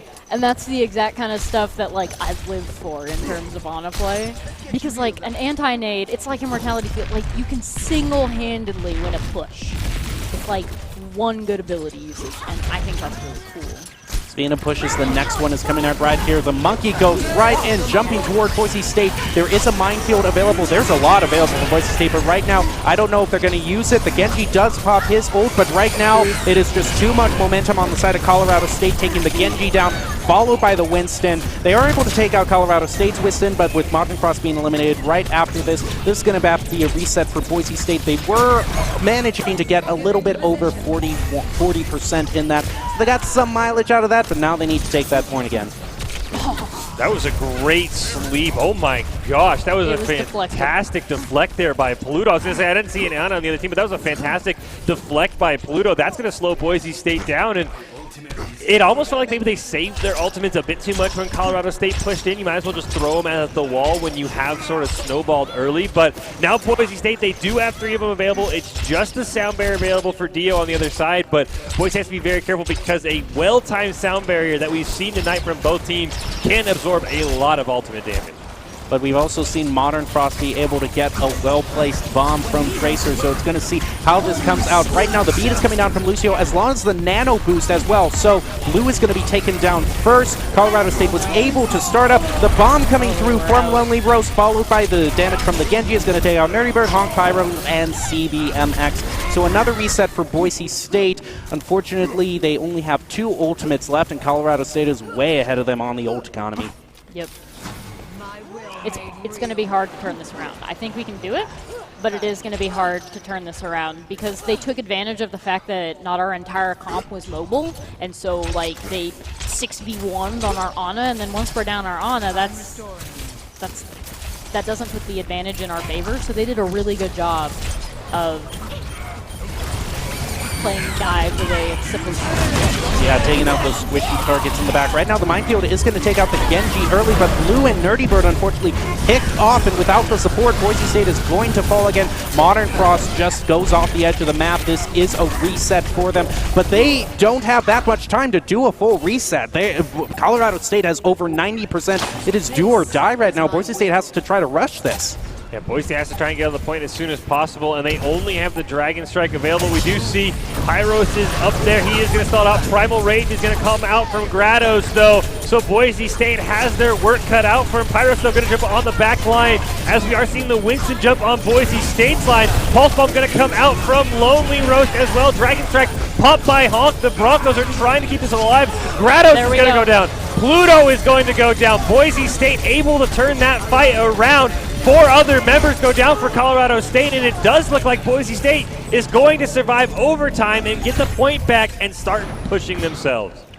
Colorado State is going to have 2 ultimates available to them with the Diva Bomb and the Lucio beat. There is the Coalescence up for Blue, but the Coalescence is up so much then it's just basically another cooldown. But the Minefield is also going to be available to Pyros, which is a great defensive ultimate. They did a really, really good job, Boise State did, of saving that Genji Blade for exactly the opportune moment.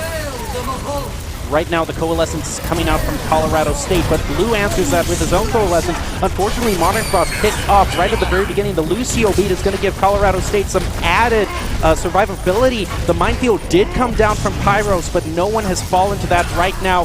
Nerdy Bird is taken out with a key boop from Dio. Unfortunately, Boise State is fighting for their lives right now. They are coming up on 83%. Primal Rage coming out from CBMX. He is able to take down the Winston, and then the Pharah is taken down. That is huge from Honk. Boise State just needs to come out on top in this engagement, almost taking out the Lucio there. The Diva Bomb is going to take out Pyros. They are answering each other elimination for elimination. A Blizzard coming down from Modern Frost is trying to freeze Colorado State in their tracks, but both teams are so even-fished. The sound barrier is going to come out from Nerdy Bird as well. Another Dragon Strike coming out from Honk as well as Coalescence is going to be used by It's the Finish. Spoopy being taken very low. CBMX going to be the first one to fall, but the mech for Colorado State goes down as well. Modern Frost goes down, but so does Spoopy. Pluto's going to join him as well as Grados is going to use his Primal Rage. It's a 4v4 right now.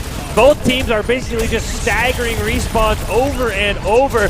Nobody has found a clear advantage. It's the Finish is going to go down, so that is going to be a support down there for the side of Colorado State. Grados is going to go down as well. Lonely Rose dropping very low. Dio goes down, and Boise State is going to get the point. That was a really nice turnaround on Boise State's part. What What a fantastic metaphor for how tonight has gone. It has been so back and forth. We are in the 5th and final match, and Boise State able to win the first out of the set of Oasis maps in overtime, 100-99. And I wouldn't have this night any other way. Such an amazing display of skill from both teams. As we are coming down to what is maybe the final match of the night, are there any final words of advice both of you have for Boise State? Do what you just did that last time. I mean, I feel like that's the obvious answer. I mean, if it doesn't matter if you win 100-0 or 100-99, it looks the same in the scoreboard. Certainly does. Don't get cocky. Getting cocky would kill either team right now. I don't know if they can get cocky because both teams have been so even. It's not like you can say we've been stomping the other team. But the Reinhardt being taken out so early is a great pick off for Boise State. Modern Frost was able to take him off. Unfortunately, Lonely Rose is taking out the Diva Max, so Baby Diva is now out on the field. No one going down. Yeah, Baby Diva main. Unfortunately, she isn't able to take out anyone. Honk is going to be the one taken out, followed by CBMX. The May Wall is going to take the Diva out again. So Baby Diva Colorado State is out again. Nerdy Bird, unfortunately, was taken down by the McCree. And like we've seen so many times tonight, the McCree gets so much mileage for both teams. Rados is finally able to take out Pyros and Modern Frost, a reset for Boise State. And Colorado State is the first to take the point in this second match on Oasis. That was a really good job by Colorado State playing around those May walls, usually used to trap one or two key members. The Rams able to use those walls to jump over, continue the fight, not just have to sacrifice a member. Getting that point, they do have the two ultimates up. Modern Frost does have the Blizzard, and they have been very clutch tonight, so we'll see if he can use those. We've also seen a couple of good Diva absorbs. We're going to see Lonely Rose go down. It's the finish. Is going to use the Coalescence. Blizzard is going to come out from Modern Frost, get the freeze onto Grados. That is going to be another member down, and Boise State's going to bust through the May wall. It's the finish is going to go down. Now we're going to see Spoopy try and stall as long as possible. Going to get blown out of that mech, but not taken down. Boise State can't quite finish that kill. We're going to see the May wall as well. A perfectly timed charge there. Now we're going to see Lonely Rose maybe a little bit aggressive there. He's going to go down as well, and Boise State has turned that fight around and grabbed the point. We still have a good amount of people in the arena right now watching Boise State. If there is any time to cheer on your Broncos, it is now, because they are just so close to getting victory after such a rough night for them back and forth. Both teams just about even on ultimates as well. This next engagement is going to be key. Colorado State tries to push through the point. No ultimates used yet on either side. There is the nano boost that Blue has. Unfortunately, Honk is taken out by the enemy McCree. The Blizzard comes down from Colorado State as well, freezing almost all of Boise State. Dirty Bird is taken out. The Deadeye is going to take out Modern Frost. CBMX also goes down, followed by Pyros. Boise State is going to have to reset, and fortunately, they used a good amount of their ults on that as well. That was a huge blizzard. 5 people were frozen, and Deadeye killed one person. That's all I need to say. That's all I need to say. That was a huge blizzard. It was, but the thing is, Boise State now has the Deadeye for themselves, so maybe they can prove that they can do another one. Yeah, Fish. It would be amazing, though, if the thing that pulled it out for Boise State in the end was the Deadeye. That would be an amazing thing right now. They are now trying to push past the choke point in this next engagement. The Beat and the Coalescence come out, giving Colorado State a lot of healing. The Diva Bomb is going to come out, but it doesn't pick up anybody. And right now, the Nano Boost is placed on, it looked like the McCree there, and he is going to be able to take out the Reinhardt as well. Watch out for the Diva Bomb from Colorado State. It doesn't take out anyone. Instead, Lonely Rose and Deals took out CBMX and Modern Frost as well. Pluto is taken out from Colorado State. It is back and forth. Boise State just needs one elimination here or there to secure the victory. Unfortunately, Nerdy Bird is taken out by that McCree. So crucial for Colorado State. Boise State needs to take this. Now they are up to 95%. CBMX finally taking down the McCree. The Earth Shatter coming through for Colorado State as well. But the Blizzard from Modern Frost is going to take out a lot of Colorado State. The Reinhardt goes down, followed by the Moira, and Boise State might have found what they need to take the point here if they can continue on with this momentum, Fish. Yeah, they are going to get the point. They still have a long way to go. They're only now at 40%, but that fight has to feel really good.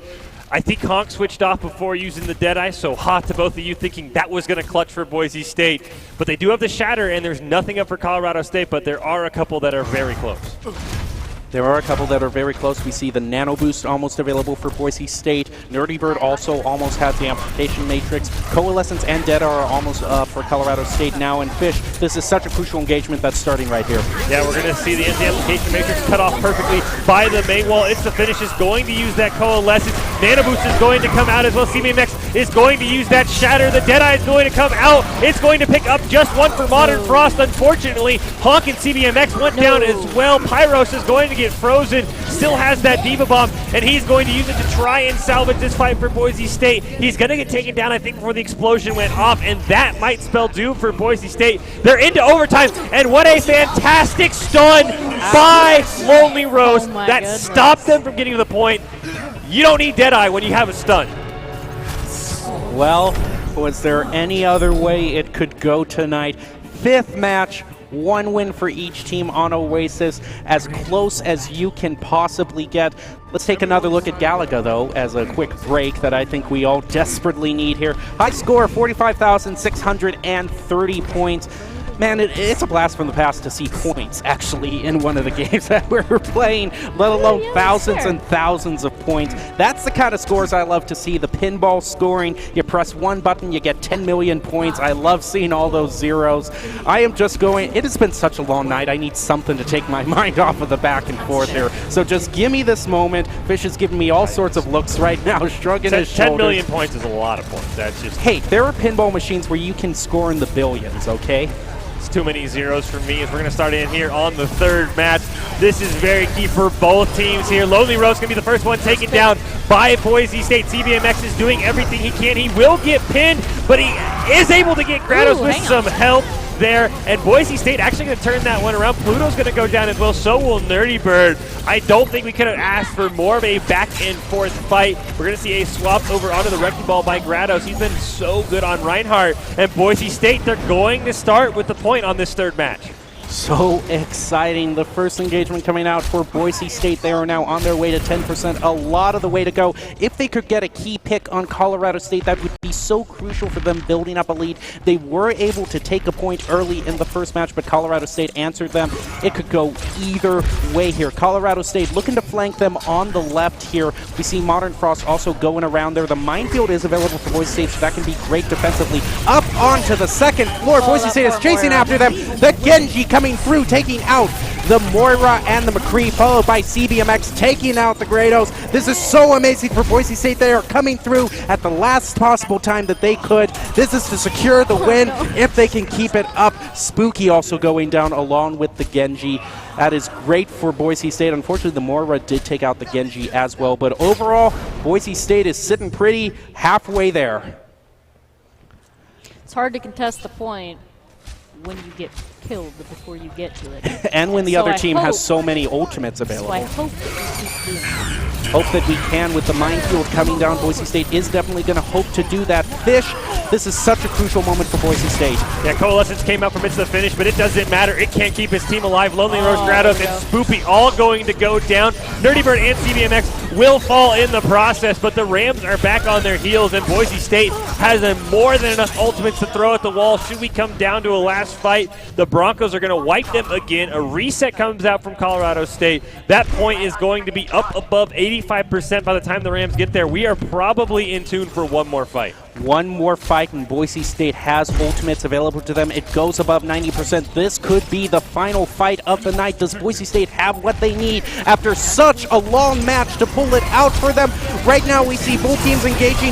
The Genji Blade comes out. Tracer is able to take out the Monkey, followed by the Diva. This is a great start for Boise State. Unfortunately, the Diva Bomb is going to turn that around, but Boise State is still in the lead by taking out that Moira. The Lucio beat is trying to stall this out, but Boise State uses their own along with the Nano Boost. Pluto is taken out. Boise State looks like they might be able to hold this. The Wrecking Ball goes up to the choke, trying to stall any sort of respawn as well. The Tracer is taken out as well. Boise State is almost out on their ultimates. They just need to come out on top with the Hammond going down as well. Boise State is just taking them out one by one. Colorado State is trickling in. The Baby Diva out for Colorado State. Instantly going to be taken out. And the Moira, that might be it. They are, after such a long night, trials and tribulations, Boise State wins.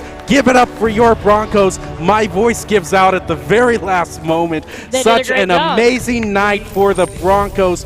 Give them a round of applause. They have won their first match.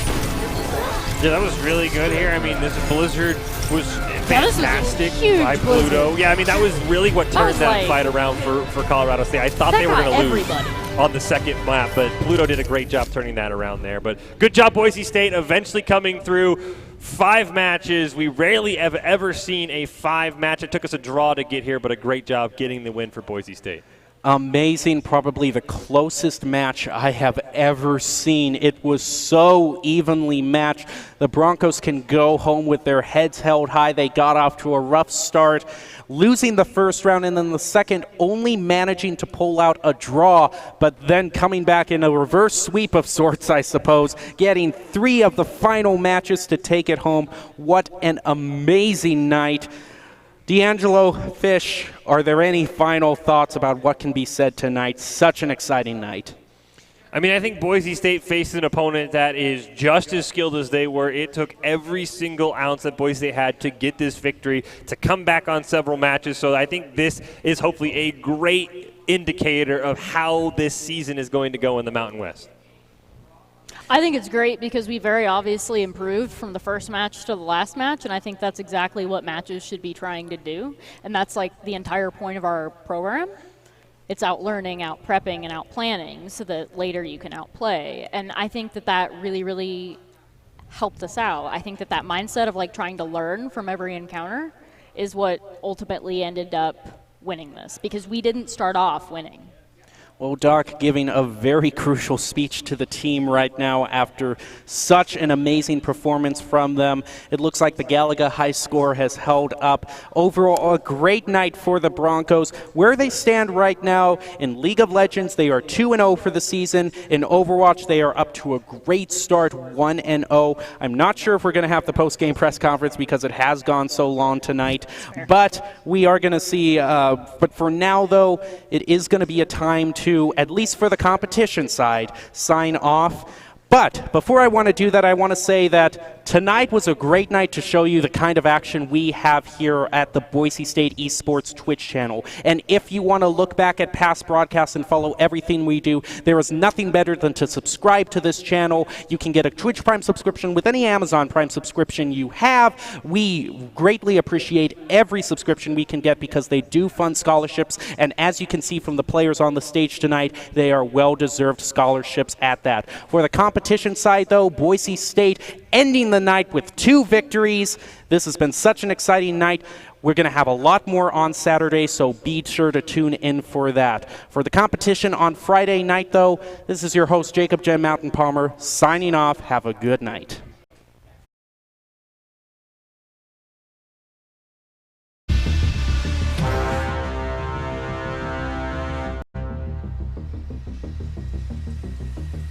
We see the Food is able to take out Moira on the side of Colorado State. There was the Zara ultimate is going to bunch them up, but Honk and Pyros are going to take down 2, followed by Honk again coming through for Boise State. They are winning this engagement and are going to run right into the parking spot and be... is Witch here. It looks like Boise State is going to be in the blue as they always are. It's going to start off with Dio getting eliminated by the Tracer. That is a great start. Following up with the Moira and just 2 punches to the face right into Colorado State as if the punches are just a show of force. We are here to play. We're going to take out Jermaine. Our comp, so that's pretty nice. That not only did Colorado adapt initially to counter our comp, but we also adapted back to that. Dio's gonna be the first one to go down, and Shatter's gonna come out from both sides. No, it's gonna clean up the Rams. We're having Ram meet tonight here. Engagement on second point, the more of an advantage the other team has. We're going to see Pyros is going to start that fight. He's going to take down Pluto with some help from Honk. We're going to see a 4-man Tracer bomb from Modern Frost. And just like that, Boise State is going to get the team kill. And they're immediately going to get the point with by the Zarya. Boise State might still be alive. Can they get to the checkpoint? Followed by the Soldier being taken out. Reinhardt, unfortunately, Pyros is going to be taken out, but the Baptiste followed by the Dio. Honk coming through it. The Soldier in spades for Boise State, allowing them to get